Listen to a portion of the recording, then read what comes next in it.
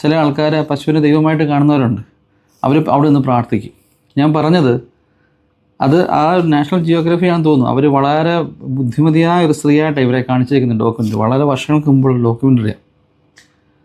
ഒരു പശുവിനെ ദൈവമായിട്ട് വിശ്വസിക്കുന്ന ആൾക്കാർ ഈ പോച്ച കൊടുക്കുന്ന ഒരു സംഭവമുണ്ട്, അല്ലെങ്കിൽ പോച്ച കൊടുത്തിട്ട് പ്രാർത്ഥിക്കുന്ന ഒരു സംഭവമുണ്ട് എന്ന് കണ്ട ഒരു സംഭവത്തിനെ അതിൽ നിന്ന് എങ്ങനെ കാശുണ്ടാക്കാം എന്ന് ഈ ഒരു വിദ്യാഭ്യാസം ഇല്ലാത്ത ഈ സ്ത്രീ ചിന്തിച്ചു.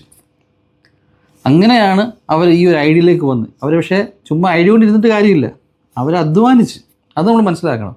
അവർ രാവിലെ എല്ലാവരും കിടന്ന് പോത്തോര് കിടന്ന് ഉറങ്ങുമ്പം അവർ രാവിലെ എഴുന്നേറ്റ് പോയി പോച്ച ഇതെല്ലാം പറിച്ച് കെട്ടി അതെല്ലാം ക്ലീൻ ചെയ്ത് പശുവിനെയും കുളിപ്പിച്ച് അവരും കുളിച്ച് റെഡിയായി പോയിരുന്ന് അധ്വാനിച്ചു. അപ്പോൾ അവർ പൈസ ഉണ്ടാക്കി.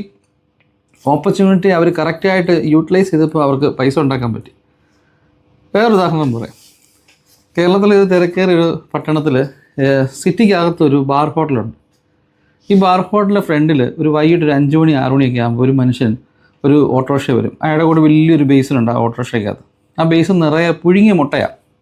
അപ്പോൾ ഈ മനുഷ്യൻ ഇങ്ങോട്ട് വന്ന് ആ ബാർ ഹോട്ടലിൻ്റെ സൈഡിലോട്ട് വന്നിട്ട് ഈ ഓട്ടോറിക്ഷയിൽ നിന്ന് ഈ പെട്ടിയോട്ടയിൽ നിന്ന് ഈ ബേസ് നിരത്തി വെച്ചിട്ട് ഈ മുട്ട കുറേ പൊളിച്ച് അവിടെ വെക്കും.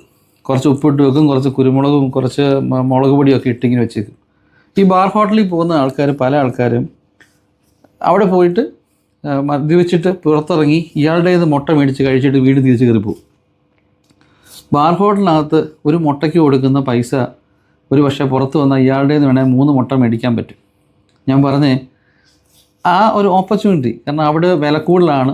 ഇവിടെ പുറത്തിട്ടിരുന്ന് കഴിഞ്ഞാൽ അയാൾക്ക് കച്ചവടം നടക്കുന്നുണ്ട്.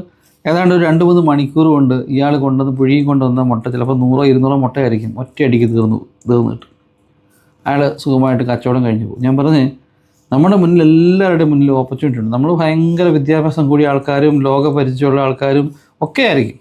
പക്ഷെങ്കിൽ അവസരത്തിനെ എങ്ങനെ യൂട്ടിലൈസ് ചെയ്ത് മറ്റൊരാൾക്ക് ദോഷം വരാത്ത രീതിയിൽ യൂട്ടിലൈസ് ചെയ്ത് അതിൽ നിന്നൊരു പൈസ ഉണ്ടാക്കാൻ പറ്റാൻ ശ്രമിക്കുക എന്നുള്ളത് ഭയങ്കര വലിയൊരു കഴിവാണ്. അത് ശ്രമിക്കാതെ കിടന്നുറങ്ങിയിട്ട് അല്ലെങ്കിൽ പിന്നെ ഒന്നും ചെയ്യാതിരുന്നിട്ട് ചുമ്മാ പാചകം അടിക്കുന്ന കുറേ ആൾക്കാരുണ്ട്. അതിനകത്ത് ഒരർത്ഥവുമില്ല. അധ്വാനിക്കണം. നല്ല രീതിയിൽ അധ്വാനിച്ചെങ്കിൽ മാത്രമേ കാശുണ്ടാക്കാൻ പറ്റത്തുള്ളൂ. നല്ല രീതിയിൽ അധ്വാനിച്ച പൈസയെ നിലനിർത്താനും പറ്റത്തുള്ളൂ. Thank you.